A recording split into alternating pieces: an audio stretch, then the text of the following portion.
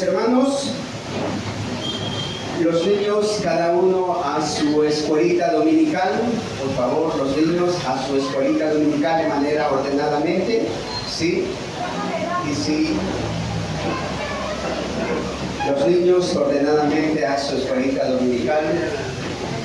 Y bien, vamos a preparar nuestros corazones, como siempre decimos, como dijo el apóstol Pablo en Romanos 10:17. Así que la fe es por el oír, y el oír por la palabra del Señor. Pastor, bienvenido.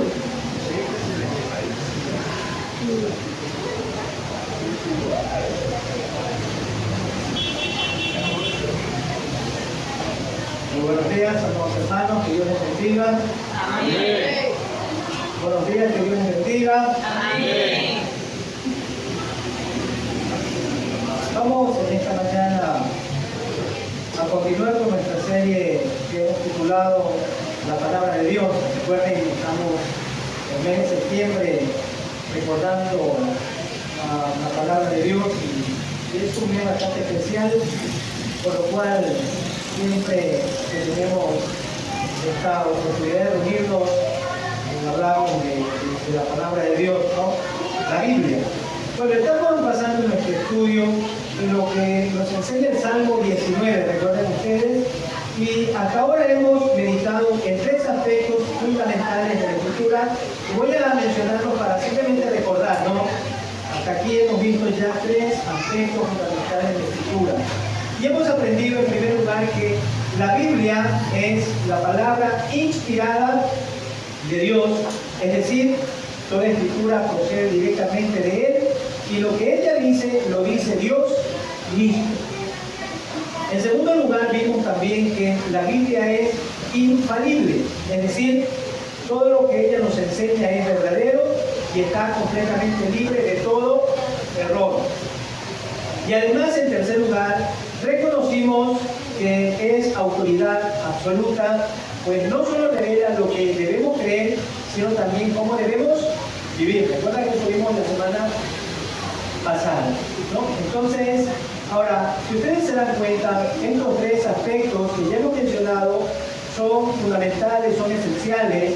Sin embargo, hay personas que podrían pensar que, aunque todo esto es cierto, es decir, muchas personas piensan y dicen que la palabra es inspirada por Dios, creen que es infalible, creen que es autoridad absoluta, pero sin embargo, hay quienes podrían estar pensando que todo eso es cierto, pero que todo eso sea cierto, la Biblia ya no tiene relevancia para nosotros en este tiempo, o dicho de otra manera, hay quienes piensan que la palabra de Dios no tiene vigencia para este tiempo. Y hay gente que se pregunta y dice, ¿puede acaso un libro tan antiguo tener vigencia hoy? ¿No debería la verdad de Dios ajustarse a los cambios de la cultura y ajustarse también a los cambios de la sociedad moderna? Bueno, la respuesta a estas preguntas la encontramos precisamente en el cuarto aspecto que estudiaremos en esta mañana. Y este aspecto es la eternidad de la palabra de Dios. Noten ustedes que precisamente este aspecto responde a la pregunta si este libro tan antiguo tiene vigencia para nosotros en este tiempo. Tenemos entonces este cuarto aspecto que es la eternidad de la palabra de Dios. Es decir, la Biblia no fue escrita únicamente para tiempos antiguos, sino que es igualmente válida y relevante para nosotros en este tiempo y lo será sin duda para siempre. Entonces, podemos nosotros decir en esta mañana que la Biblia es inspirada, es infalible, es autoridad tanto en el pasado como en el presente, pero también es autoridad para nosotros en el futuro. Ahora, mis hermanos, aprender acerca de este principio es crucial o fundamental porque su aplicación o la aplicación de la palabra de Dios en nuestra vida no depende ni de las modas ni de las generaciones, sino de su naturaleza inmutable. Es decir, ella no cambia. Ahora, el Salmo 19, vamos a mirar ahora en el versículo 9, claves sobre la eternidad de la palabra de Dios. Entonces, vamos a responder a esa pregunta, ¿no?, que muchos hacen, si la Biblia tiene vigencia para nosotros en este tiempo. Entonces, a la luz de este versículo 9, les decía, del Salmo 19, vamos a mirar tres verdades claves, tres verdades fundamentales sobre la eternidad de la palabra de Dios. Entonces, vamos a ver, en primer lugar, veremos que por ser eterna, debemos acercarnos a la palabra con reverencia, dándole el lugar de honra que ésta se merece.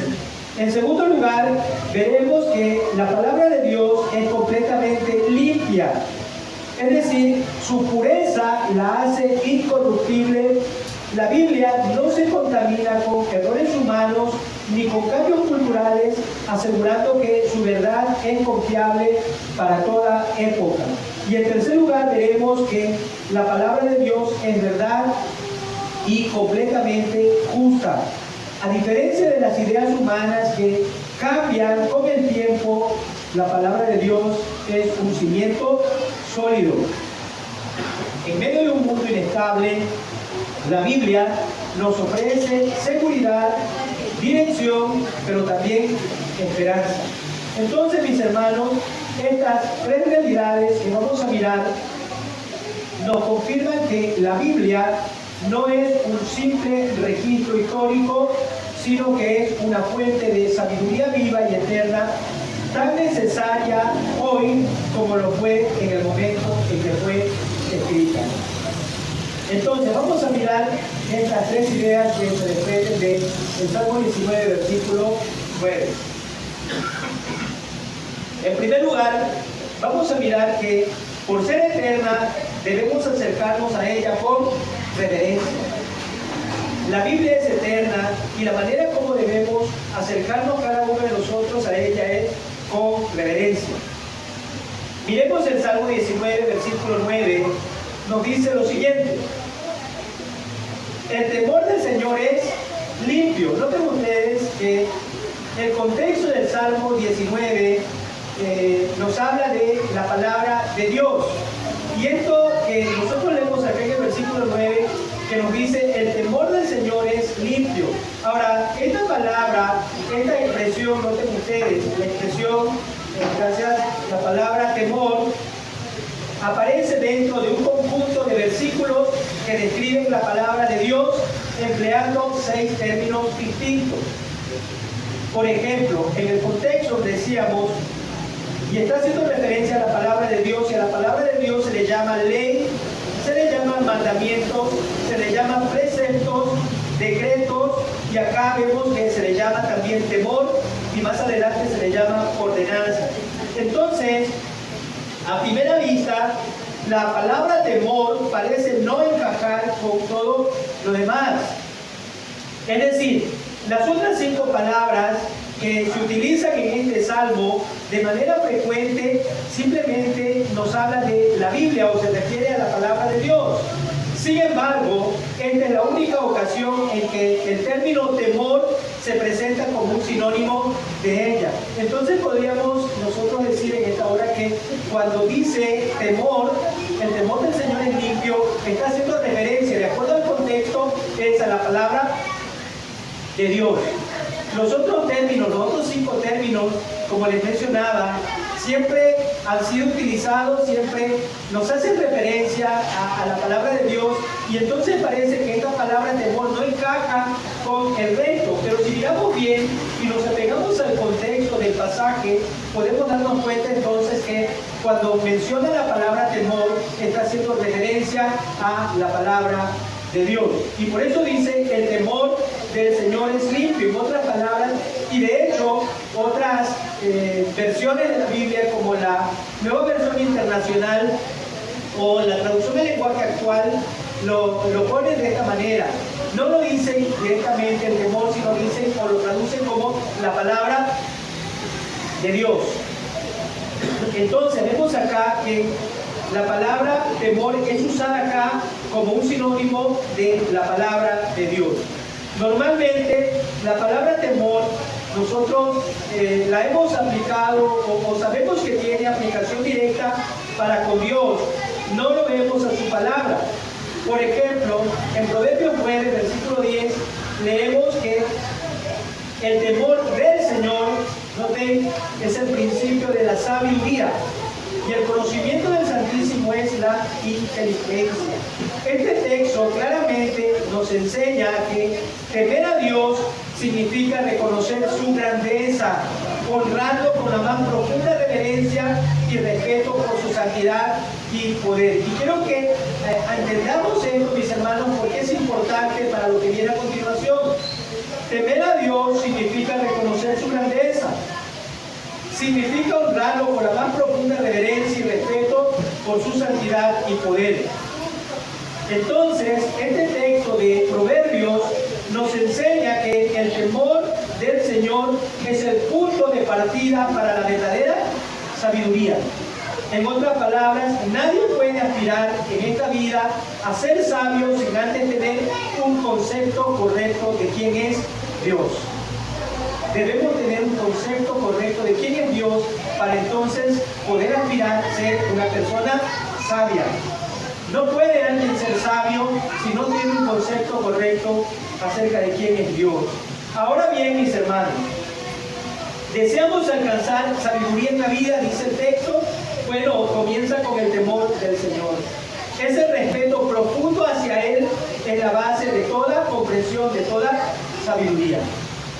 Y repito, nadie puede aspirar a ser una persona sabia si no tiene un concepto correcto de quién es Dios. Porque el principio de la sabiduría es el temor del Señor. El profundo respeto, la reverencia hacia Dios es la base de toda comprensión y de toda sabiduría. Entonces, el proverbista nos enseña aquello. Ahora, mis hermanos, ¿por qué les expliqué todo esto?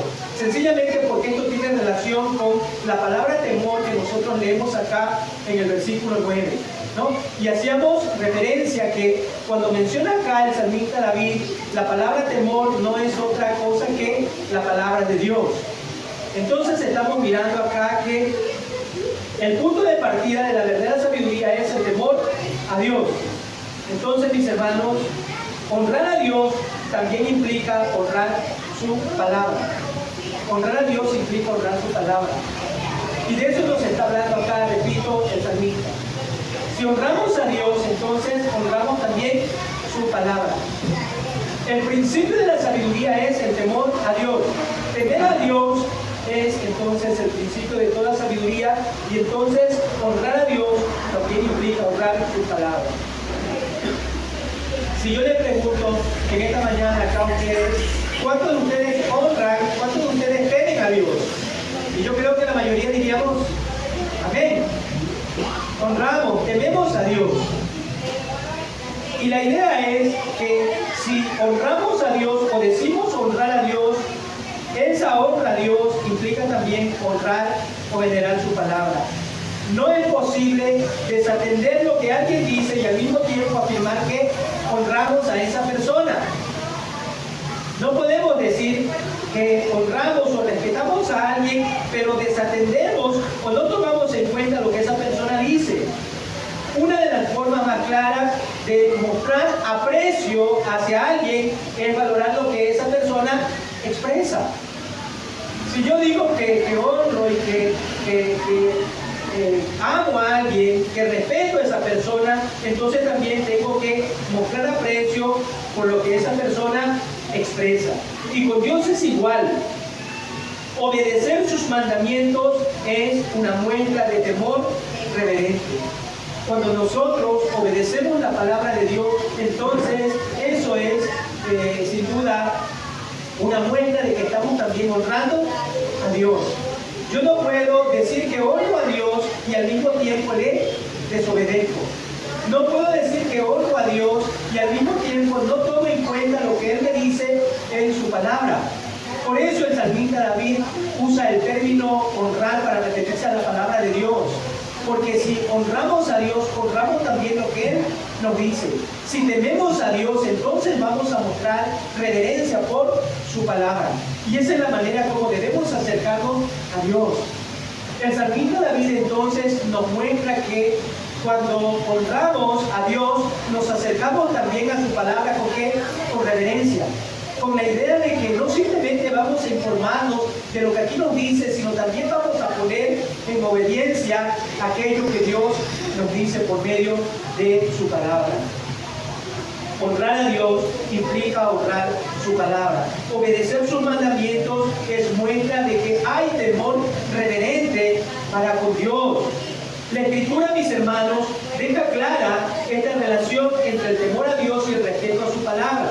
Por ejemplo, en el Salmo 111, versículo 10, el salmista acá afirma lo siguiente. Dice, el temor del Señor es el principio, noten, de la sabiduría. El temor del Señor es el principio de la sabiduría. Y noten lo que dice a continuación. Todos los que cumplen sus mandamientos demuestran buen juicio. Noten que aquí está nuevamente la unión entre el temor a Dios y la reverencia a su palabra. El principio dice de la sabiduría es el temor al Señor, pero también dice a continuación, todos los que cumplen, todos los que obedecen sus mandamientos demuestran buen juicio. Este texto nos evidencia que honrar a Dios incluye también, ¿qué cosa? Obedecer lo que Él ordena. Y repito, no podemos decir que honramos a Dios, no podemos decir que reverenciamos a Dios si no tomamos en cuenta lo que Él nos dice por medio de su palabra. No obedecemos lo que Él ordena. Si no vivimos conforme a sus mandamientos, entonces no estamos temiendo a Dios de verdad. Yo puedo decir de boca para afuera o de labios para afuera que yo honro a Dios. Pero si no obedezco lo que su palabra me dice, entonces en realidad no estoy honrando a Dios. No podemos separarlo uno del otro. No podemos decir que amamos a Dios y no obedecemos sus mandamientos. No podemos decir que honramos a Dios si no honramos su palabra. No podemos decir que tememos a Dios, que tenemos un temor reverente ante Dios, si en realidad no obedecemos su palabra. Y esa es la idea, ¿no?, que nos presenta entonces acá el salmista. Hay otro texto que reafirma también esta verdad. Eclesiastés 12:13. ¿Qué dice aquí? Teme a Dios y desobedece sus mandamientos. No. Teme a Dios y guarda sus mandamientos. Noten una vez más la idea. No pueden estar separados el temor a Dios y el guardar sus mandamientos. Si dices que temes a Dios, entonces guarda sus mandamientos. No se pueden separar. Temer a Dios y obedecer su palabra siempre van de la mano. Nunca se separan. Siempre van de la mano. No podemos entonces decir que tememos a Dios y no obedecemos su palabra. Por lo tanto, mis hermanos, aunque la palabra temor al principio, como ya les mencionaba, parece no encajar, parece inusual en esta lista, en realidad es esencial para la descripción que el salmista hace de la palabra del Señor. Porque dice acá que el temor del Señor es el inicio de la sabiduría. Y honrarlo a Él significa también honrar o respetar lo que Él ha dicho por medio de su palabra. Entonces, en esta primera lección del Salmo 19, versículo 9, aprendemos que la palabra de Dios merece nuestro respeto más profundo porque su palabra es eterna. Es eterna. La palabra eterna de Dios. La palabra de Dios es eterna. Y debemos, dice, que acercarnos a su palabra, ¿de qué manera? De tal manera que honremos lo que ella nos dice. Debemos acercarnos con reverencia a la palabra de Dios. Debemos acercarnos con mucha reverencia a la palabra de Dios. Y mis hermanos, no se trata entonces únicamente de tener un libro en casa, de tener un libro allí. Muchas veces hay gente que lo tienen con las páginas abiertas allí en su vehículo. ¿Se han visto eso? El otro día yo miraba a una persona que tenía una Biblia bien grande allí en el parabrisas y sin embargo estaba que discutía con otra persona insultaba de una manera que parecía, bueno, alguien tan desagradable, ¿no? Entonces, no se trata únicamente de tener la palabra de Dios, sino hay que obedecerla. No se trata del libro en sí, se trata del contenido del libro, ¿no? ¿Cuántas ilustraciones hemos leído acerca de la gente que piensa que este libro es mágico, ¿no? Y el otro día alguien decía, cuando vamos en el bus, para que no me roben, yo saco la Biblia, ¿no? Y la llevo la Biblia en la mano, para que no me roben, como si fuera un libro mágico o fuera el libro que simplemente allá la gente se asustó porque vio el libro. No, es el contenido, lo que dice la palabra de Dios, lo que está escrito acá. Usted puede tener la Biblia y puede tenerla en su estantería bien arreglada, bien limpia, todo, pero si no obedece lo que está allí, de nada le sirve tener la palabra de Dios en cualquier lugar. Usted puede tener muchos ejemplares de la Biblia, en todas las versiones que hay, las versiones que existen, pero si no pone en práctica lo que ella dice, de nada sirve tener el libro. Teme a Dios y guarda sus mandamientos. Ahí está, teme a Dios. Merece nuestro respeto más profundo porque es eterna. Y el respeto no es el libro en sí, es el contenido del libro, lo que acá dice. Honramos la palabra de Dios no cuando decimos que tenemos el libro. Honramos a la palabra de Dios cuando obedecemos lo que el libro nos dice, cuando aplicamos lo que el libro nos dice. Veamos entonces ahora en segundo lugar, siguiendo la misma idea del Salmo 19, versículo 9, que nos dice que la palabra de Dios es completamente limpia. Miren lo que dice el Salmo 19, versículo 9. El temor del Señor es limpio. Ya hemos dicho que la expresión el temor del Señor hace referencia a una actitud reverente, santa y obediencia hacia Dios, la cual está íntimamente relacionada, decía, obviamente con su palabra, ¿no? Su palabra. Entonces, podemos decir ahora que el salmista describe en segundo lugar a ese temor o a la palabra de Dios como limpio, limpio. Ahora, esta palabra limpio, en el idioma original, en el hebreo, tiene la idea de algo que es sin mancha, moralmente impecable y resplandeciente en santidad. Noten, esta palabra limpio tiene muchas ideas dentro del idioma original.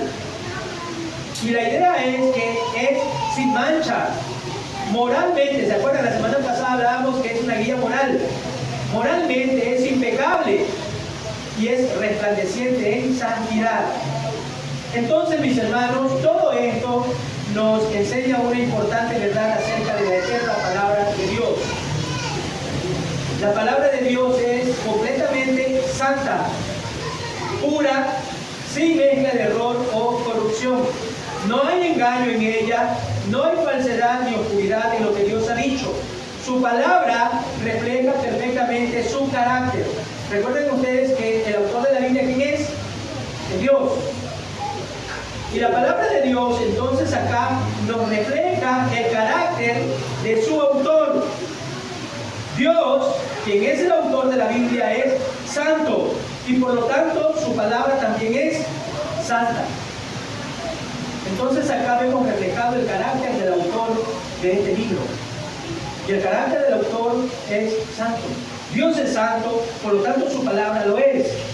No contiene impureza alguna, porque Dios mismo es completamente puro, sin sombra de variación. Ahora, esta escritura, esta idea, no solamente la encontramos en este pasaje de la escritura, sino también hay muchos otros pasajes en la Biblia que nos muestran esta cualidad de la palabra de Dios. No está limitada al Salmo 19. En muchos otros lugares encontramos esta misma descripción. Por ejemplo, el Salmo 12, versículo 6, nos dice que las palabras del Señor son palabras puras. Noten, ahí está la idea, ¿no?, de la pureza de la palabra de Dios. Son puras. Y noten, dice, como plata refinada en horno de barro, purificada 7 veces. ¿Se acuerdan? El número 7 en la Biblia es el número de perfección. Entonces, la Biblia ha sido purificada, dice, de tal manera que es perfecta. Purificada 7 veces, dice, perfecta. perfecta. Ahora, este versículo también, noten ustedes, utiliza la imagen del metal precioso refinado por fuego para enfatizar la pureza absoluta de la palabra de Dios. Así como el metal precioso es purificado con el fuego, dice la palabra de Dios también, dice acá, utiliza esta idea para enfatizarnos que es absolutamente pura. No solamente la palabra de Dios es valiosa como el oro, sino que ha sido purificada repetidamente, 7 veces, dice, al punto de no contener ninguna impureza. Y ahí está, ¿no? La repetición de haber sido purificada 7 veces, número de perfección. Y nos habla entonces que la palabra de Dios no contiene impurezas. Por eso dice, es limpia y pura. No hay impureza en ella. Y nos refleja, decíamos, el carácter del su autor. Dios es santo. Nosotros llamamos a la Biblia la Santa Biblia, ¿no? Ustedes han visto, ¿no? Ya en la mía está un poco borrado por el uso, pero aquí dice la Santa Biblia, ¿se han visto? Probablemente usted tiene también en su Biblia, allí en la pasta, dice la Santa Biblia. Y le llaman la Santa Biblia, ¿por qué? Porque no es un simple libro religioso, no es un libro desactualizado, no es un libro que ha pasado de moda, no es un libro religioso nada más, tampoco es una colección de ideas humanas, es la santa, la viva e infalible palabra del Dios eterno. De ahí está la idea. Dios es santo y Dios es eterno. Y la Biblia refleja el carácter de su autor. Su origen divino garantiza entonces no solo su autoridad, sino también su perfección. Cuando hablamos de la santa palabra de Dios, estamos hablando de la perfecta, de la infalible, de la que no contiene error. Esa es la palabra de Dios. Ahora, el texto no solo nos dice que es limpia, sino también dice es eterna. El mismo versículo 19, versículo 9 continúa diciendo, ¿no?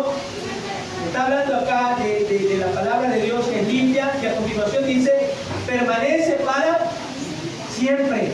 Permanece para siempre. Noten ustedes, no solo es limpia, sino también es eterna. Y aquí encontramos una conexión profunda e intencional. La pureza de la palabra de Dios, mis hermanos, escuchen, la pureza de la palabra de Dios está directamente ligada a su permanencia eterna. Es decir, mis hermanos, lo que es puro, lo que es santo, lo que no está contaminado, no puede jamás corromperse ni desaparecer. ¿Me escucharon? No puede desaparecer lo que es limpio. Lo que es puro permanece para siempre. Lo que es puro permanece para siempre. Esa es la idea que nosotros podemos mirar acá. Solo lo que es completamente puro tiene el poder de resistir el paso del tiempo y permanecer firme. Solo lo que es eterno permanece, resiste el paso del tiempo, permanece firme para siempre. Ahora, mis hermanos, esta verdad nosotros también la encontramos en la creación misma. En el mundo natural, todo lo que es impuro está destinado ¿a qué? A corromperse. Lo que es impuro se corrompe, se degrada o puede comer tiempo. Por ejemplo, un metal que es impuro o un metal que no ha sido purificado, ¿qué pasa? Se oxida y se debilita. Eso pasa. Un metal que no ha sido purificado se debilita, se oxida y se acaba. Una fruta podrida, estaba pensando en el fruto prohibido ahora, ¿no? Una fruta podrida, como una manzana dañada, por ejemplo, ¿no? ¿Qué hace una manzana dañada? Usted ha visto ese ejemplo. El otro día nos habíamos olvidado en casa unos tomates ahí estaban, ¿no? Y había uno que había estado dañado. Y cuando nos dimos cuenta ya había estado contaminando al que estaba al lado, pegado, ¿no? Y se han dado cuenta que eso pasa, ¿no? ¿Por qué pasa eso? Porque es corruptible y lo corruptible se daña, ¿no? Una fruta podrida, como una manzana dañada, contamina a las demás que están dentro de una canasta. Un animal que está enfermo se debilita rápidamente y es más vulnerable ¿a qué? A la muerte. Eso pasa. La corrupción lleva a la descomposición y a la muerte. Eso pasa en el mundo natural. Pero lo puro permanece. Solo lo limpio, lo que es saludable, lo perfecto puede perdurar con el tiempo. Ahora, mis hermanos, esta conexión entre santidad y eternidad se repite también en las Escrituras. No es un principio aislado. En el Salmo 93, versículo 5, leemos, noten, tus estatutos son firmes, la santidad adorna tu casa, oh Señor, por largos días, para siempre. Ahí está, ¿se dan cuenta? Ahí está hablando, tus estatutos son firmes, estos permanecen. La santidad adorna tu casa. Ahí está la unión entre lo santo y lo que dura para siempre. Lo santo dura, la santidad adorna tu casa, oh Señor, por largos días y para siempre. Ahí está la idea, ¿se dan cuenta? Los decretos de Dios, dicen entonces, se mantienen firmes. Los decretos de Dios son estables, permanecen.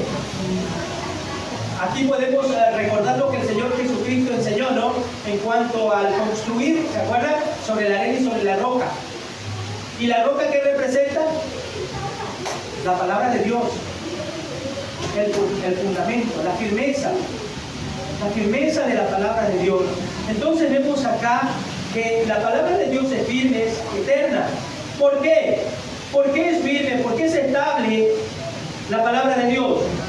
Porque están fundamentados ¿en qué? En el carácter santo y eterno de Dios. En otras palabras, porque Dios es santo y porque Dios es eterno, su palabra también es eterna. Su palabra es santa porque Dios es santo. La palabra de Dios permanece para siempre porque su autor es eterno. La palabra de Dios es eterna porque su autor, Dios, es eterno también. Sus palabras nunca cambian. Lo que es santo permanece para siempre. Lo que viene de Dios no se desvanece con el tiempo. Todo lo que permanece, lo que viene de Dios permanece con el tiempo. Y hay una idea, mis hermanos, en el Nuevo Testamento que recoge el apóstol Pedro. Pedro, es decir, retoma esta misma idea, esta misma enseñanza, y me encanta porque la relaciona con algo tan maravilloso como es también la salvación eterna. La salvación eterna. La salvación de nosotros, ¿por qué es eterna? Porque fue, dice, comprada con sangre pura, con sangre limpia. Veamos, dice Pedro. Pedro dice lo siguiente: aplica la obra redentora de Cristo diciendo que la redención eterna proviene de lo puro. 1 Pedro 1, 18 y 19. Él escribe: sabiendo que fuisteis rescatados de vuestra vana manera de vivir. Así éramos nosotros, teníamos una vana manera de vivir. Y mire, ¿con qué fuimos rescatados? No con cosas corruptibles. El precio de nuestra redención no fueron cosas corruptibles como el oro y la plata, sino dice con la sangre preciosa de Cristo. Como de un cordero, ahí está, note, cordero sin mancha. Ahí está la relación entre lo eterno y lo puro. Solo lo puro permanece para siempre. De un cordero sin mancha y sin contaminación. Aquí Pedro nos recuerda que nuestra redención no fue comprada con cosas terrenales que se deterioran, sino con algo infinitamente más valioso: la sangre pura y sin mancha del Hijo de Dios. Porque Cristo es santo, entonces su sacrificio tiene poder. ¿Por qué es santo? Su sacrificio tiene poder. ¿Por qué nosotros no podemos morir por nosotros mismos? ¿Por qué? Porque no somos santos. Se requería la muerte de un santo, de uno sin contaminación. Y alguien podría decir: yo puedo morir por mí mismo, doy mi vida por mí mismo para mi salvación. No alcanza. ¿Por qué? Porque soy pecador, porque no soy puro. Era necesario alguien puro que muriera en nuestro lugar. Su sacrificio tiene poder eterno entonces, porque Cristo es santo. Y así como su sangre es incorruptible, también la palabra que nos anuncia de la salvación es incorruptible. ¿Dónde aprendemos nosotros que la sangre de Jesucristo pura nos salva, nos limpia de todo pecado? ¿Dónde aprendemos eso? ¿Dónde? En la palabra de Dios. En la palabra de Dios. Más adelante, Pedro, en los versículos 23 al 25 de este mismo capítulo, menciona ahora lo siguiente. Ya mencionó que no somos redimidos por cosas incorruptibles, sino por la sangre pura y sin mancha del Hijo de Dios. Ahora dice, habéis nacido de nuevo. Aquí está hablando del nuevo nacimiento, ¿no? El nacimiento espiritual. No de simiente corruptible, sino de incorruptible. Y está haciendo referencia nuevamente a la sangre de Cristo. Ahora, dice, por la palabra de Dios que vive y permanece para siempre. La sangre de Cristo es incorruptible y la palabra que nos anuncia de la salvación también es incorruptible. Porque la palabra de Dios que vive y permanece para siempre. Porque toda carne es como la hierba y toda la gloria del hombre como la flor de la hierba. La hierba se seca y la flor se cae, mas la palabra del Señor permanece mientras dure, para siempre, dice, para siempre. Y este pasaje es maravilloso. Dice acá que todo lo humano, todo lo terrenal, todo lo creado tiene un fin, ¿no? Tiene un fin. El cuerpo humano, por ejemplo, envejece, ¿no? El cuerpo humano envejece el cuerpo humano. Las riquezas desaparecen un día, los logros se olvidan, pero la palabra de Dios dice acá, permanece viva, inmutable, poderosa, eterna. ¿Por qué? ¿Por qué? Porque es limpia, es pura, sin corrupción ni error. Entonces es eterna porque es pura, porque es limpia y solo lo puro permanece. Vimos acá este principio, ¿no? Todo lo que es puro permanece. Todo lo que es puro es eterno. Nuestra vida, la vida o la salvación que tenemos, o la vida que tenemos ahora es vida eterna. Salvación eterna. ¿Por qué? Porque la sangre que compró nuestra salvación es pura y sin mancha y sin contaminación. ¿Y dónde leemos eso? En la eterna palabra de Dios, en la que viva y permanece para siempre. Lo que es puro no se corrompe, lo que es santo no desaparece. Y como la palabra de Dios es absolutamente santa, limpia, moralmente perfecta, entonces también permanece para siempre. ¿Se dan cuenta? Entonces tenemos que acercarnos a la palabra de Dios con reverencia, sabiendo que la palabra de Dios es eterna, y es eterna porque es limpia, es pura, y por eso permanece. Y vemos en tercer lugar que la palabra de Dios es verdad y completamente justa.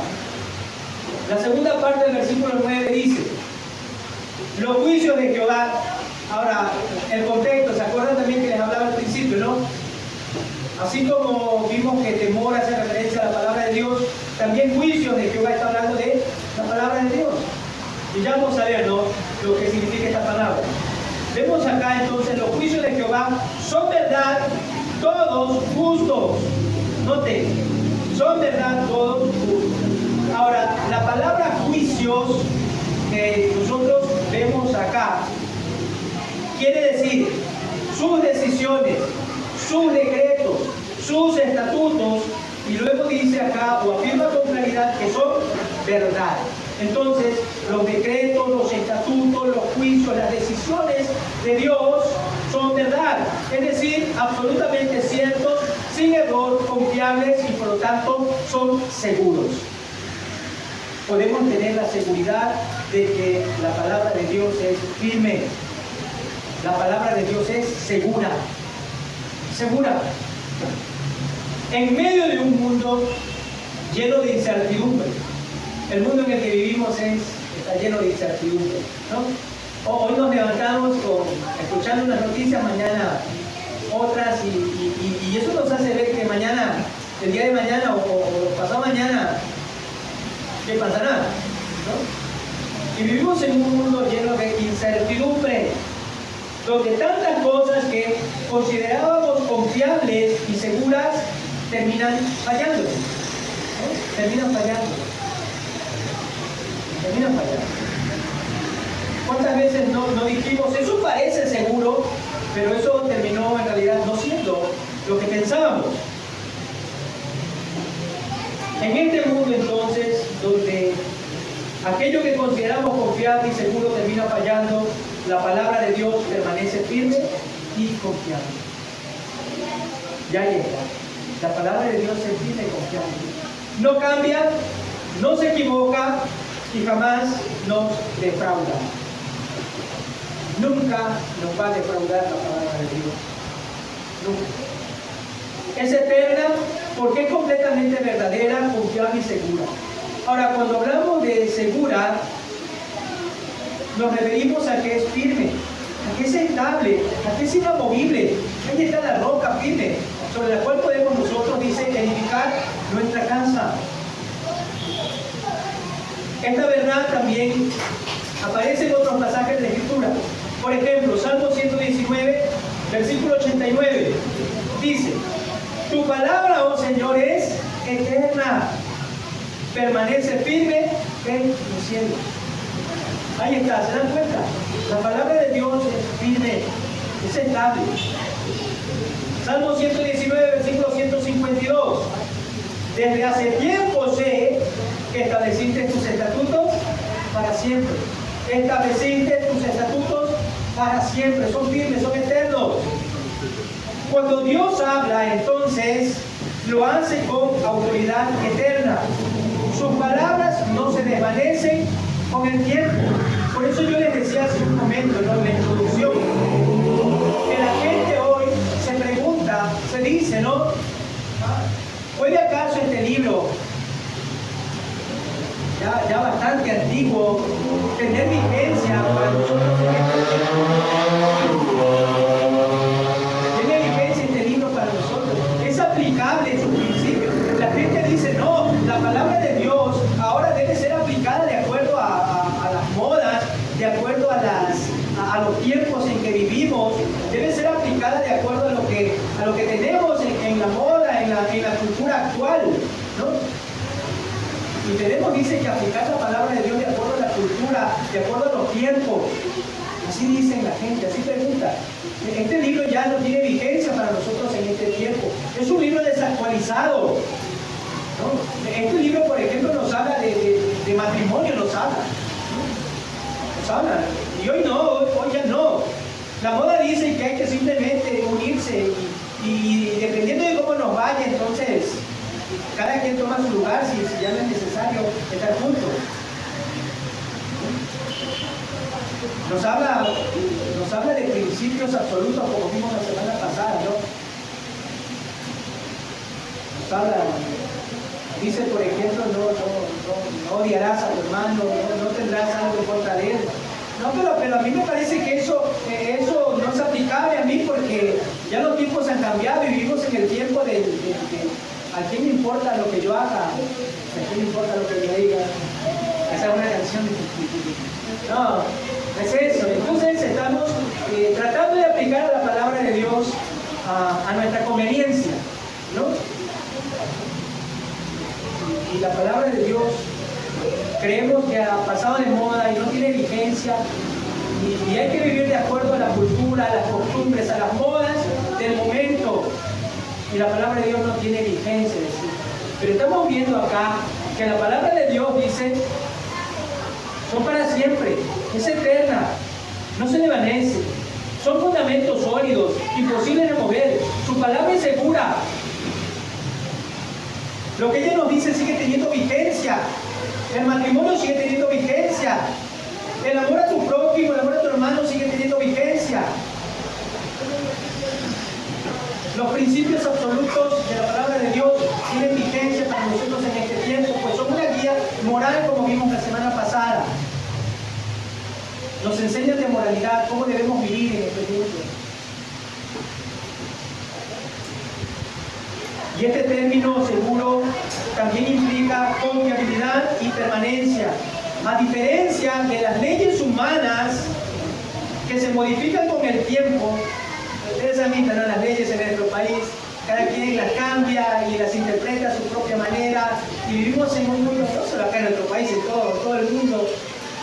Hay leyes que, dependiendo a la conveniencia del político de turno, se las cambian, ¿no?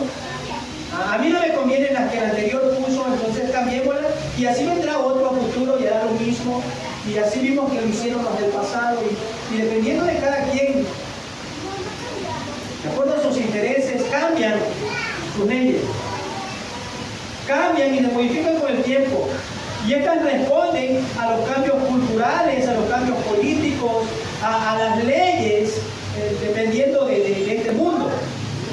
Pero las leyes de Dios, mis hermanos, no son temporales, no son arbitrarias, no son dependiendo de a quién le favorezca o a quién no le favorezca, no. Las leyes de Dios reflejan su carácter, y el carácter de Dios es inmutable.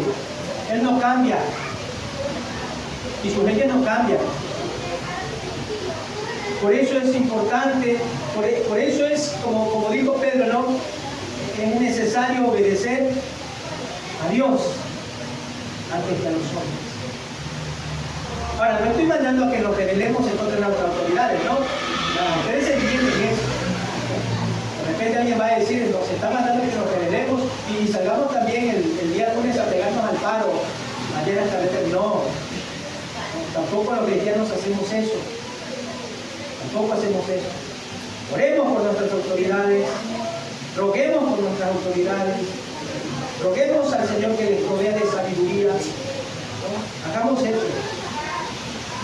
Al fin y al cabo son seres humanos imperfectos, se equivocan al igual que nosotros también.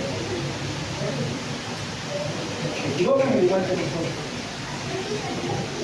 Y sobre todo, gente que no conoce a Cristo, sobre todo. Peor todavía, ¿no? Peor todavía.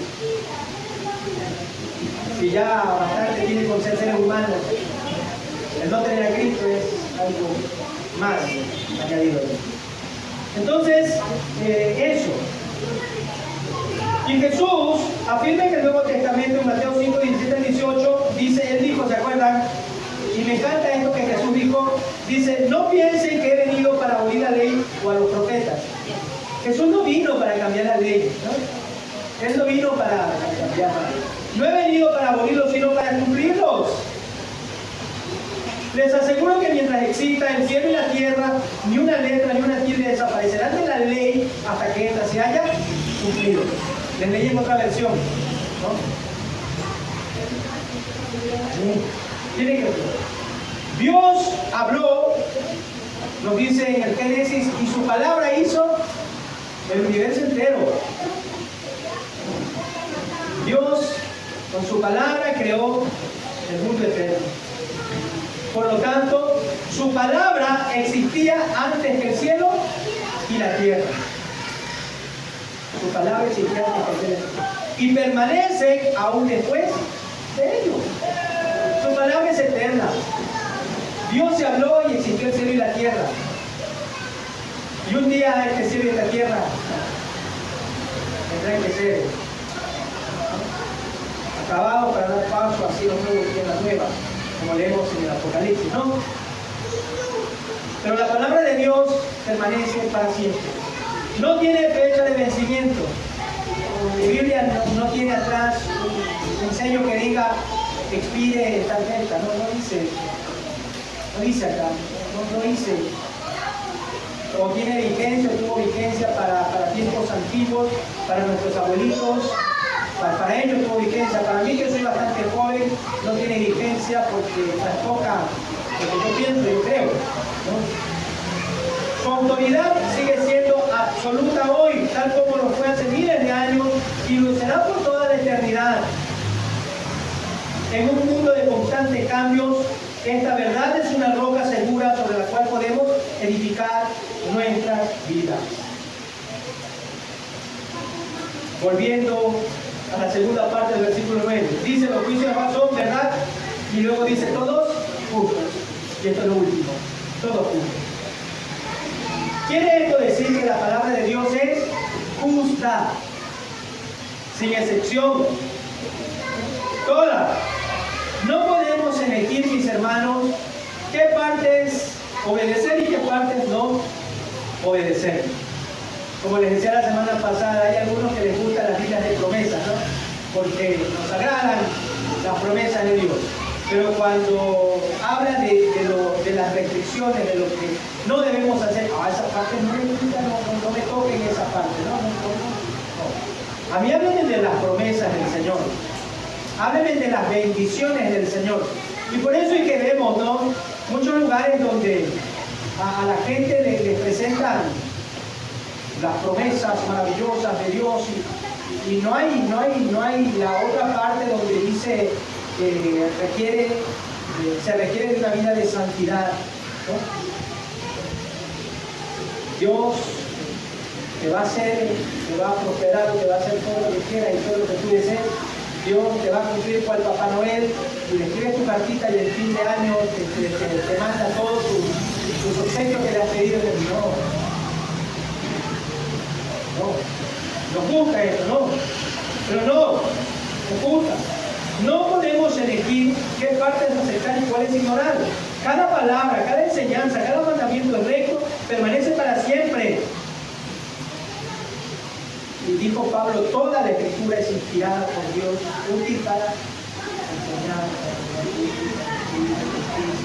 para que el nombre de Dios sea perfecto.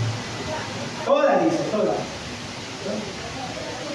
Aún aquellos pasajes donde leemos la genealogía, ¿no? ¿Ya han visto la genealogía? Y uno dice: ¿qué puedo aprender de la genealogía? Son puros nombres que ni siquiera puedo pronunciarlos. Bueno, dice: toda la escritura es útil. Toda. Aún las genealogías, algún día vamos a estudiar la genealogía para ver qué importancia tiene, ¿no? Y nos habla de un pasado, nos habla de un presente y nos habla de un futuro. Y tienen una relación, esos nombres tienen relaciones con el pasado, con el presente y con el futuro. Pero toda la escritura es útil. Cada enseñanza, cada mandamiento permanece para siempre. Mateo 24:35 dice: el cielo y la tierra pasarán, pero mis palabras no pasarán. Hagamos un resumen, mis hermanos, de lo que hemos visto hasta acá. Hemos dicho que la palabra de Dios es firme, está establecida para siempre, no cambia, no pierde autoridad, es eterna, es confiable. Toda ella es justa, toda ella es verdadera, no hay error, no hay falsedad en ninguna parte. La palabra de Dios no cambia, no caduca y nunca fallará. Y es eterna, decíamos, porque es completamente segura. Es segura. Entonces, este versículo 9 nos ha añadido un nuevo aspecto de la palabra de Dios. No solo es inspirada, no solo es infalible, no solo es autoridad, sino también que es eterno. Obviamente hay muchos otros atributos y cualidades de la palabra de Dios, ¿no? Pero el mes de septiembre tiene 4 semanas, ¿no? 4 fines de semana, así que solamente podemos hablar de 4, ¿no? Hay muchos más. Entonces hemos visto estos 4 principios, 4 aspectos de la palabra de Dios. Y hoy hemos visto que se le llama el temor del Señor. ¿Por qué? Porque merece nuestra profunda reverencia y respeto. Así tenemos que acercarnos a la palabra de Dios, ¿no? Con respeto. Cada vez que vamos a la palabra de Dios, hacerlo con respeto. Saber que Dios sí nos va a hablar allí, ¿no? Nos va a hablar con respeto.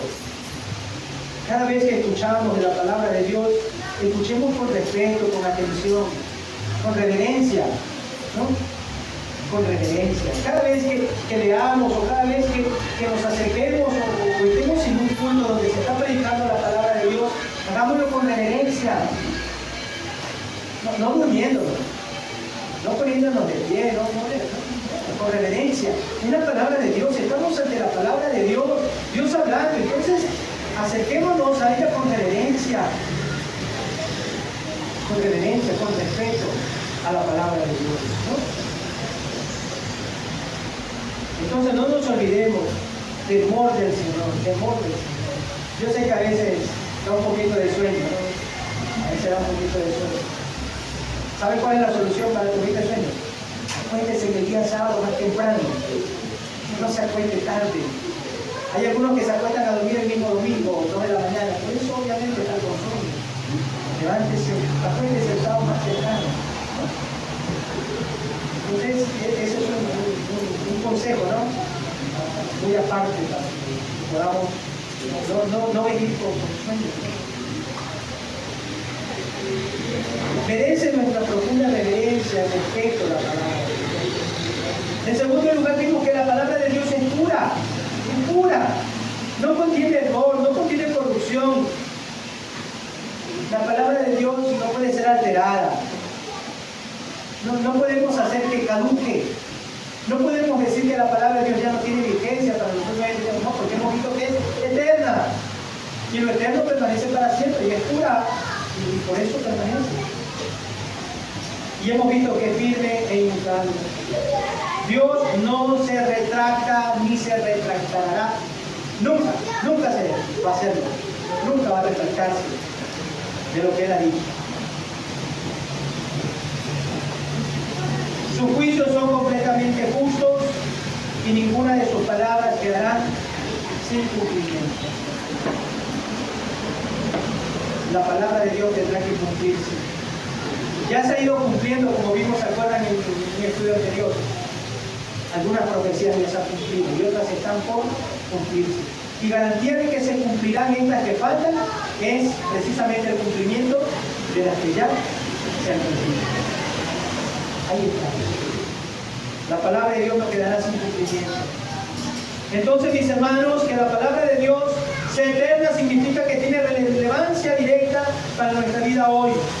No es simplemente un antiguo libro de texto religioso para guardarlo en una estantería, sino que es la palabra viva y activa de Dios, digna de ser estudiada con dedicación y sobre todo digna de ser aplicada con esmero. Si usted está en búsqueda de algo que perdure, de algo que permanezca para siempre, algo que le acompañe desde el principio hasta el fin de su vida y más allá, si usted está en búsqueda de eso, ¿no?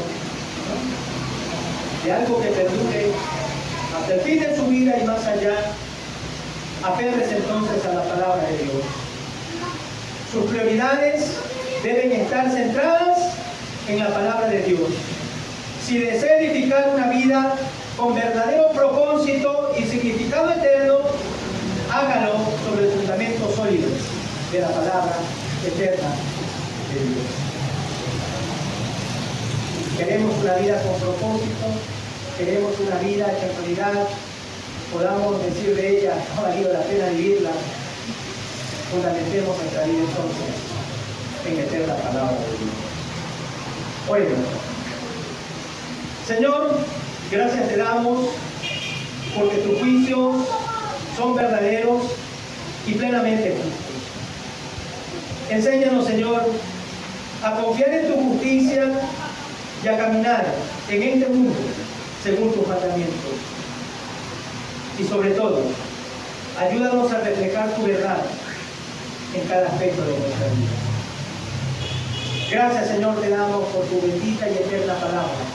Gracias porque ella nos instruye, nos capacita y nos muestra, Señor, cómo debemos conducirnos mientras estamos de paso por este tiempo. Gracias por la enseñanza, Señor, de ella que hemos nosotros recibido durante este mes. Y gracias, Señor amado, porque podemos confiar en lo que ella nos dice, porque refleja tu carácter eterno, tu carácter eterno de la. En el nombre de tu Hijo Jesucristo oramos y te damos las gracias. Amén. Que Dios les bendiga, mis hermanos.